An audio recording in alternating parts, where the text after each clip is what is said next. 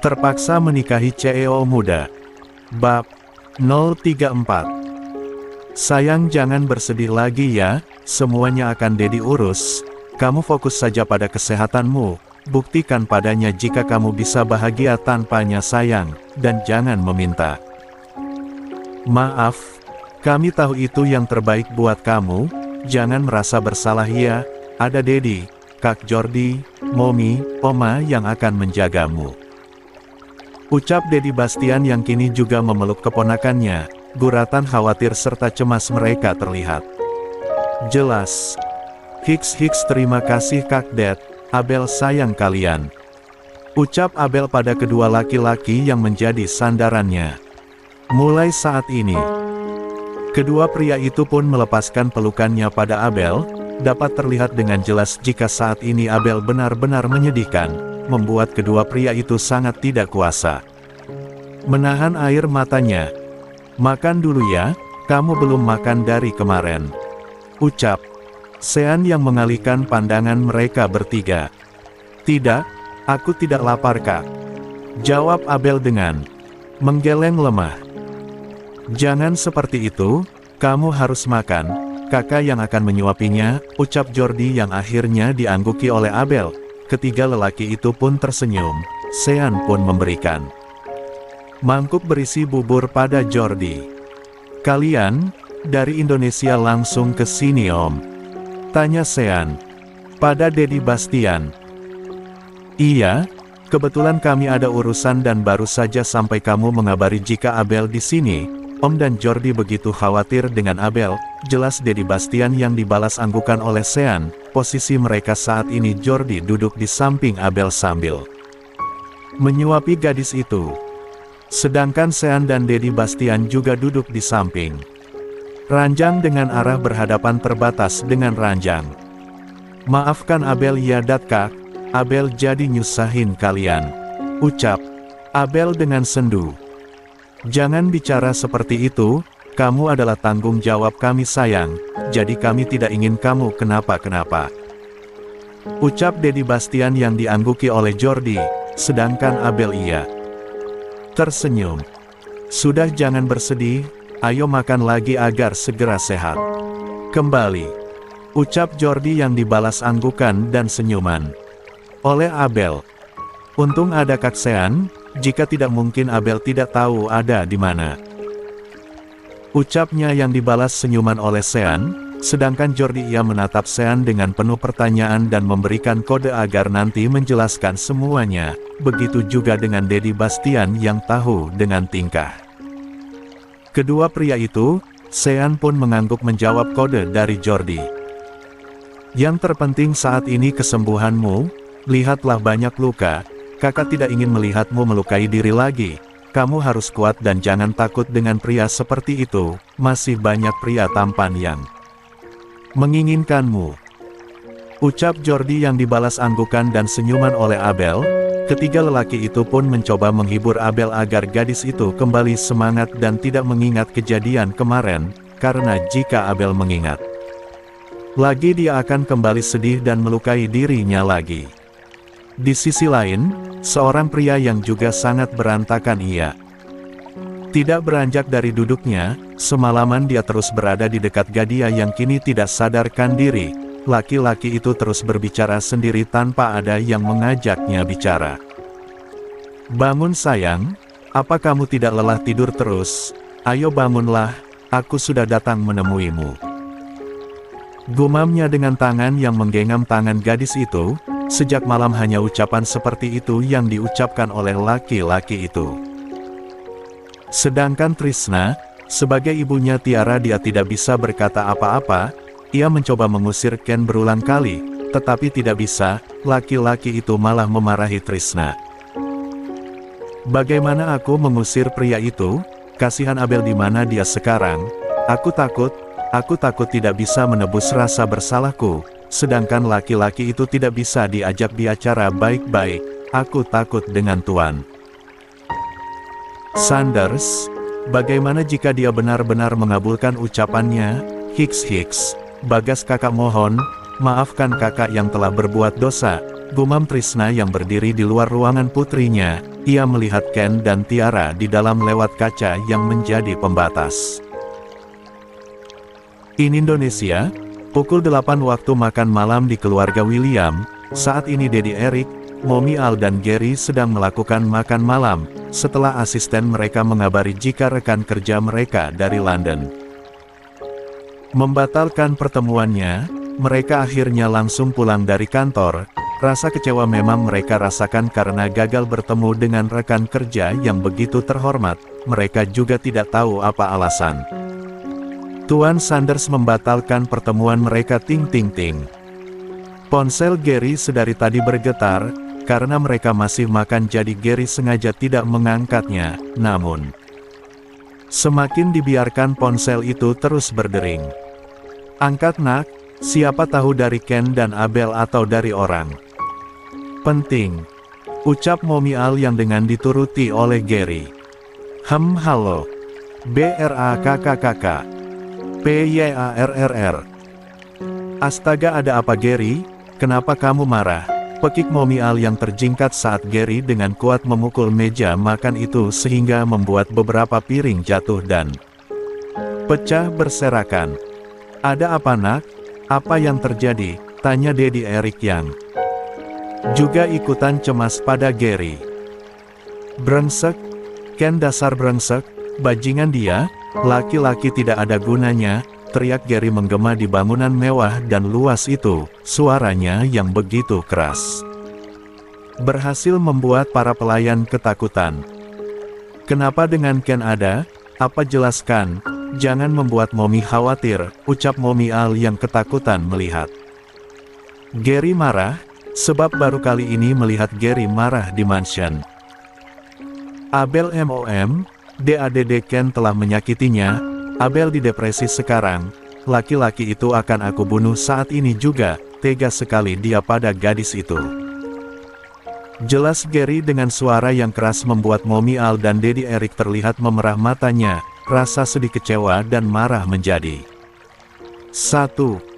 Jelaskan apa yang terjadi dengan mereka, teriak Dedi Erik, yang melihat Gary duduk dengan perasaan yang sudah tidak karuan. Penampilannya pun sudah acak-acakan karena kemarahannya. Hiks, katakan Gary apa yang terjadi dengan menantuku, jelaskan Hiks. Ucap Mommy Al dengan menangis rasa khawatir pada Abel begitu besar. Ken dia bertemu dengan masa lalunya dia memilih wanita murahan itu. Abel pergi dengan menangis, dan dia saat ini depresi karena Ken yang telah membentaknya sampai-sampai ia menyuruhnya pergi. Jelas Gary dengan begitu murka. Apa? Teriak Mommy Al dan Dedi Erik secara bersama. Tangan Mommy Al pun menutup kedua mulutnya. Ia tidak percaya dengan apa yang didengar. BRAKKK.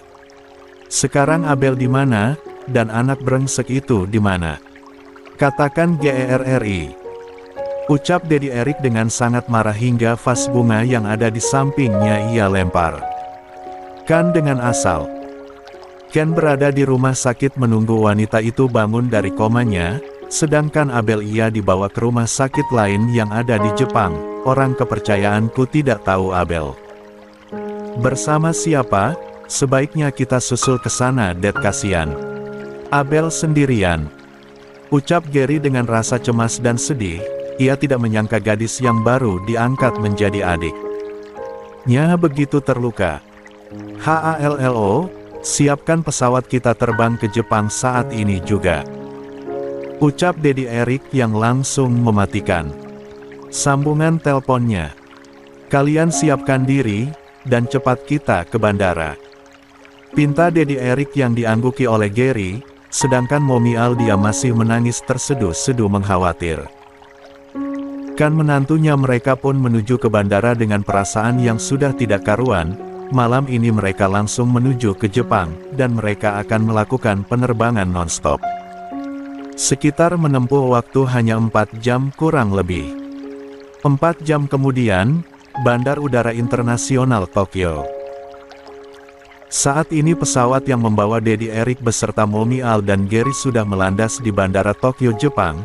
dan dengan cepat mereka segera berpindah tempat ke mobil mewah yang akan membawa mereka ke rumah sakit, dan saat di pesawat Gary sempat mencari tahu di mana Abel dirawat dan untung saja ketemu atas bantuan hacker kepercayaan.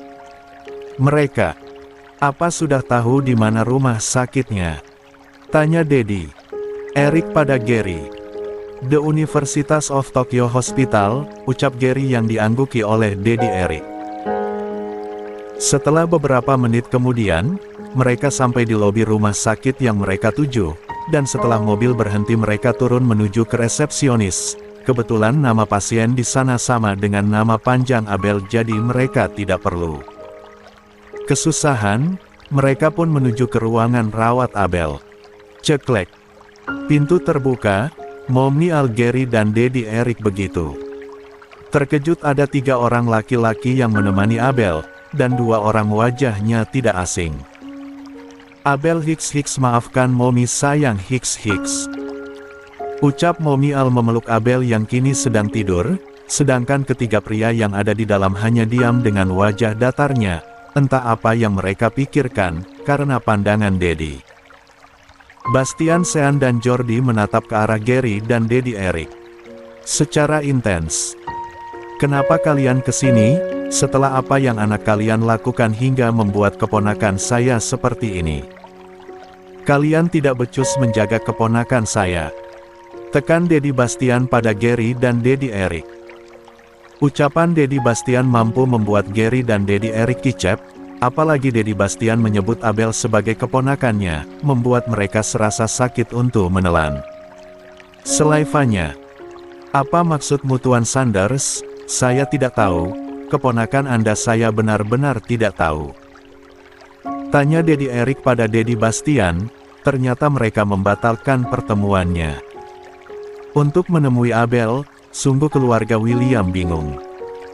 Chief, perlu Anda ketahui Tuan William, Abel adalah keponakan saya, ibunya Abel adalah adik kandung saya, dan sejak dulu kami menjaganya tanpa sepengetahuan Abel, tapi kalian memang tidak becus menjaga keponakan saya dari anak Anda. Saya kecewa dengan kalian, tegas Daddy Bastian yang membuat Daddy Eric, Gary dan Mommy Al terkejut dengan kenyataan itu, dan teka-teki yang membuat mereka bingung pun akhirnya terungkap. Selama ini yang menjaga Abel diam-diam adalah anak buah keluarga Winston. Maaf Tuan, kami benar-benar tidak tahu jika Anda adalah keluarganya Abel. Kami juga benar-benar kecewa pada anak brengsek itu. Kami sudah pusing mengurus dia, maafkan kita Tuan, kami benar-benar merasa bersalah. Ucap Daddy Eric yang begitu sedih melihat Abel terbaring di ranjang dengan wajah yang terlihat pucat. Jika begini apa yang akan kita lakukan lagi? Abel sudah kecewa dan, maafkan kita Tuan William sebagai keluarganya Abel, kita akan membawa Abel pulang ke London, ucap Daddy Bastian membuat mereka bertambah panik. Bagaimana tidak Abel mau dibawa ke London? Saya mohon Tuan, jangan bawa Abel ke London, saya begitu menyayangi dia sudah saya anggap sebagai anak saya sendiri. Hicks. Ucap Mommy Al dengan memohon pada Daddy Bastian, sedangkan Daddy Bastian hanya menatap mereka dengan datar. Begitu dengan Jordi dan Sean. Apa lagi yang kalian inginkan? Apa kalian tidak kasihan melihat Abel selalu melukai dirinya saat mengingat kembali kelakuan laki-laki brengsek itu? Jika bukan Sean yang menolongnya, mungkin Abel sudah bunuh diri, tekan Jordi. Kali ini dia yang mengeluarkan suaranya karena begitu kesal. Dad, aku akan menemui Ken. Apa kalian tahu di mana dia? Ucap Gary yang tiba-tiba mengepalkan tangannya dan bertanya di mana Ken berada. Kameda Medical Center, Sean yang menjawab ucapan Gary dan diangguki oleh Gary. Kamu mau ngapain sayang? Tanya Mommy Al pada Gary yang akan pergi. Mau bunuh anak sialan itu. Tekan Gary dan melenggang pergi, ucapannya mampu membuat mereka semua terkejut. Begitu juga dengan Daddy Bastian, Sean dan Jordi yang juga terkejut dengan ucapan Gary. Suruh anak buah untuk mengikuti anak itu Jordi. Pinta. Dedi Bastian yang dibalas anggukan oleh Jordi. Label menggeliat, semua yang ada di sana memperhatikan Abel, seketika ranjang Abel dikelilingi oleh orang-orang hebat itu. Sebelumnya Abel mendengar suara keributan yang mengusik tidurnya, jadi ia pun sedikit demi sedikit mulai membuka matanya. Pandangan yang pertama kali lihat adalah Mommy Al. Ia sedikit tidak percaya namun ia mengerjap-ngerjapkan matanya, dan benar yang ia lihat adalah Mommy Al yang terlihat berantakan juga pucat di depannya. Mommy, rinti Abel memanggil Mommy Al, wanita paruh baya itu tersenyum dan mengangguk. Jangan banyak bergerak dulu sayang, ucap Mommy Al. Dengan lembut, Mommy Al melarang Abel agar tidak bangun dari tidurnya. Kalian kok tahu Abel di sini? Ucap Abel dengan terbata. Jangan dipikirkan dulu ya, yang terpenting kamu sehat. Dulu, ucap Mommy Al dengan memeluk menantu dengan begitu tulus. Hiks mom. Tangis Abel pecah saat Mommy Al memeluknya. Maafkan Mommy sayang, ini semua keinginan Mommy yang sudah menjodohkan kalian. Hiks. Mommy Al menangis saat Abel menangis di pelukannya. Sudah mom jangan begitu. Abel merasa bersalah pada Mommy, jika Mommy seperti itu. Jelas Abel dengan mengusap air mata mertuanya. Maaf Mommy ya, Mommy begitu bersalah padamu, ucap Mommy dengan kembali mengusap air mata menantunya. Abel, kamu akan ikut Dedi dan Kak Jordi ke London, ucap Dedi Bastian memecahkan keheningan sejenak. Apa? Tapi Abel, ucap Abel terbata-bata. Ia tidak tahu apa yang harus ia katakan di saat suasana sangat kacau. Tidak ada penolakan baby, itu untuk menjaga kesehatanmu terlebih dahulu, ucap Jordi yang saat ini angkat bicara. Hiks maafkan Abel mom, Abel tidak tahu apa yang harus Abel katakan, ucap Abel yang merasa bersalah pada Mommy. Mommy tidak bisa melarangmu, jika Mommy meminta. Mommy ingin kamu tetap bersama kami sayang, tapi ini demi kesehatanmu, kami akan selalu mengunjungi, tapi Mommy tidak ingin kalian pisah sayang. Hiks. Ucap Mommy Al. Dengan panjang lebar ia juga menitihkan air matanya. Maafkan Abel mom, Abel butuh waktu untuk menenangkan pikiran Abel saat ini. Abel janji akan kembali dengan kalian, ucap Abel terpotong. Tidak, Dedi tidak mau kamu kembali dengan laki-laki brengsek itu sayang, dia sudah menyakitimu, ucap Dedi Bastian menentang. Abel mencintainya, Abel butuh waktu untuk menenangkan semuanya, Abel mohon sama kalian beri Abel waktu, ucap Abel dengan mengungkapkan suara hatinya. Yang memang benar dia sangat mencintai Ken. Akhirnya pun mereka tidak ada yang menjawab ucapan Abel, mereka hanya diam dan sibuk dengan pikirannya masing-masing. Kakak. Ceklek BRAKKKBUGH. Brengsek, bajingan. Kau tahu kau itu bajingan yang pernah aku temui, teriak Gary saat tiba-tiba datang membuka pintu ruangan rumah sakit dengan begitu keras. Danja melihat laki-laki yang ia cari sedang duduk di samping ranjang. Pakaiannya terlihat lusuh dan kacau. Dengan begitu geram Gary menarik kerah baju Ken dan memukulnya hingga membabi buta.